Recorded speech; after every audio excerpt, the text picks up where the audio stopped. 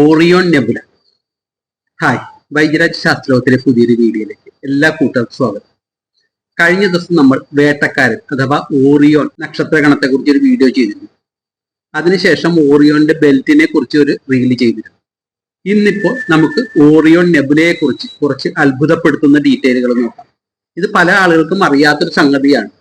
Orion നക്ഷത്രഗണത്തിന്റെ belt ആയിട്ട് സങ്കല്പിക്കുന്ന ഈ 3 സ്റ്റാർസിന്റെ താഴെയായിട്ട് വലതുവശത്തായിട്ട് അല്പം ചെറിയ 3 സ്റ്റാർ കാണും, വളരെ അടുത്തായിട്ട്.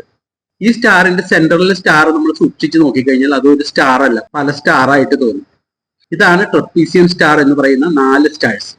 എന്നാൽ ഒന്നുകൂടി സൂക്ഷിച്ച് നോക്കിക്കഴിഞ്ഞാൽ ഇതിന് ചുറ്റുമായിട്ട് ഒരു പ്രകാശം കാണും, ഒരു ക്ലൗഡ് പോലെ. ഇതാണ് ഓറിയോൺ നെബുല. നെബുല എന്ന് പറയുന്നത് പല ആളുകളും പണ്ട് ഒരു ഗാലക്സി ആയിട്ട് സങ്കല്പിച്ചിരുന്നു. എന്നാൽ നമ്മുടെ ഗാലക്സിയെ നമുക്ക് ഫുള്ളായിട്ട് കാണുവാൻ സാധിക്കില്ല. പക്ഷെ പുറത്തുള്ള ആൻഡ്രോമീഡ ഗാലക്സി നമുക്ക് കാണുവാൻ സാധിക്കും. അത് നമ്മുടെ ഗാലക്സിക്ക് പുറത്താണ്.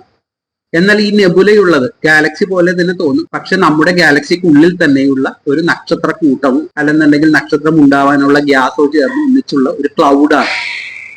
നമുക്ക് വളരെ കുറച്ച് നെബുലകളെ കണ്ണുകൊണ്ട് നേരിട്ട് കാണുവാൻ സാധിക്കുന്നുണ്ട്. അതിൽ ഏറ്റവും നന്നായിട്ട് കാണാൻ സാധിക്കുന്ന ഒരു നെബുലയാണ് ഓറിയോൺ നെബുല. നല്ല തെളിഞ്ഞ ആകാശമാണെന്നുണ്ടെങ്കിൽ നിങ്ങൾക്ക് നഗ്നനേത്രം കൊണ്ട് തന്നെ ഈ നെബുലയെ തിരിച്ചറിയാം.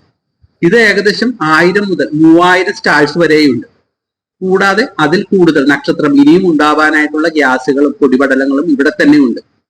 ഈ ഗ്യാസുകളും പൊടിപടലങ്ങളും സ്വന്തം ഗ്രാവിറ്റിയിൽ കൂടി ചേർന്ന് ആവശ്യത്തിന് മാസാവുന്ന സമയത്ത് അതൊരു നക്ഷത്രമായിട്ട് മാറും. പൊടുന്നതിന് പൊട്ടിത്തെറിക്കുന്ന പോലെ ലൈറ്റ് എല്ലാം അതിൽ നിന്ന് വരും. ഇതുപോലെ ഈ ഗ്യാസ് എല്ലാം അവിടെ ഇവിടെയായിട്ട് ചേർന്ന് പല പല നക്ഷത്രങ്ങളും ഉണ്ടാവും. ഏകദേശം 10 ലക്ഷം വർഷത്തിനുള്ളിലാണ് ഈ നക്ഷത്രങ്ങളെല്ലാം ഉണ്ടായിരിക്കുന്നത്. വളരെ യങ് സ്റ്റാർസ് ആണ്.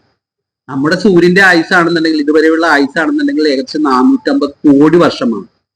എന്നാൽ ഈ നെബുലയുടെ ആയുസ് ആണെന്നുണ്ടെങ്കിൽ വെറും 10 ലക്ഷം വർഷത്തിൽ താഴെയാണ്. ഏകദേശം 3000 സ്റ്റാർസ് ഇപ്പോഴുണ്ട്. ഇനി ഏകദേശം 6000മോ 7000മോ സ്റ്റാർസ് വീണ്ടും ഉണ്ടാവും. ഓരോ 2-3 വർഷത്തിനുള്ളിലും ഓരോ സ്റ്റാർ പുതിയതായിട്ടുണ്ടാവും. നമുക്ക് ലൈവായിട്ട് കാണാം. ലൈവായിട്ട് കാണാം എന്ന് പറഞ്ഞാൽ ഇതിലേക്കുള്ള ദൂരം ഭൂമിയിൽ നിന്നാണെന്നുണ്ടെങ്കിൽ ഏകദേശം 1300 മുതൽ 1500 ലൈറ്റ് ഇയർ ദൂരെയാണ്. അപ്പോൾ അത്രയും പഴയ സ്റ്റാർസ് ആണ് നമ്മൾ കാണുന്നത്.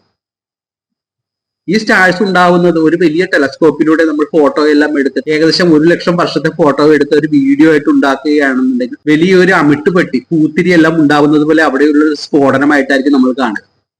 എപ്പോഴും ഇവിടെ നക്ഷത്രങ്ങൾ ഉണ്ടായിക്കൊണ്ടിരിക്കുകയാണ്. നക്ഷത്രങ്ങളുടെ ഒരു നേഴ്സറി ആയിട്ടാണ് ഇത് പറയുന്നത്.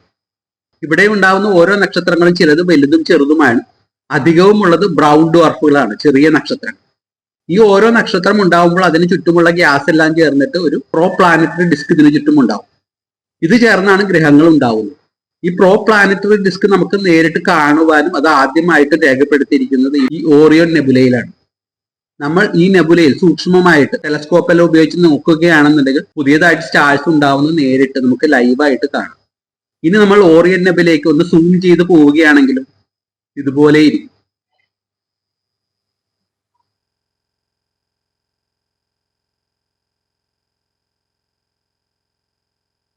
ഇതുപോലെ കൗതുകകരവും വിജ്ഞാനപ്രദമായ വീഡിയോകൾ സ്ഥിരമായി കാണുവാനായി ശാസ്ത്രലോകം യൂട്യൂബ് ചാനൽ സബ്സ്ക്രൈബ് ചെയ്യുക. തുടർന്നുള്ള വീഡിയോകളുടെ നോട്ടിഫിക്കേഷൻ ലഭിക്കുവാനായി ആ ബെൽ ബട്ടൺ കൂടി ക്ലിക്ക് ചെയ്യുക. ശാസ്ത്രലോകം വാട്സപ്പ് ഗ്രൂപ്പിൽ ചേരുവാനുള്ള ഫോൺ നമ്പർ താഴെ കൊടുത്തിട്ടുണ്ട്. Thanks for watching. ശാസ്ത്രലോകത്തിന് വേണ്ടി വൈദ്യരാജ്.